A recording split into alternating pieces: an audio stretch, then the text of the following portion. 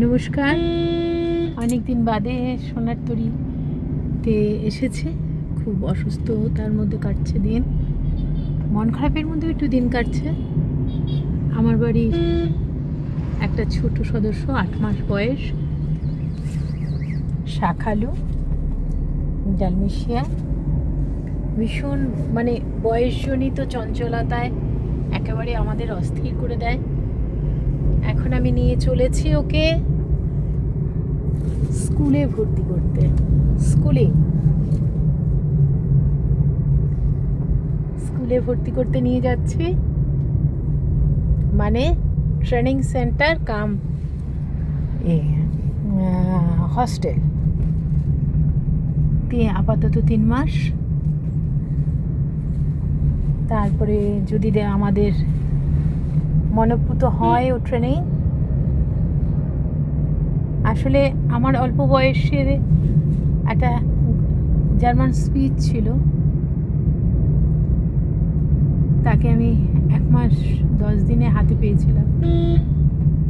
সন্তানের মতো করে বড় করে তুলেছিলাম। 8টা গোল্ডেন রিট্রিভার রয়েছে। আসলে বয়সটা আমার আর ধকল নেওয়ার মতো নয়, তাই ওর জন্য হয়তো খুব অন্যায়, মানবিকভাবে আমি খুব ভেঙেও পড়েছি মনের দিক থেকে। ওকে আমায় পাঠিয়ে দিতে হচ্ছে হস্টেল কাম ট্রেনিং সেন্টারে। সেই দিতে যাচ্ছি, নিউ ব্যারাকপুর।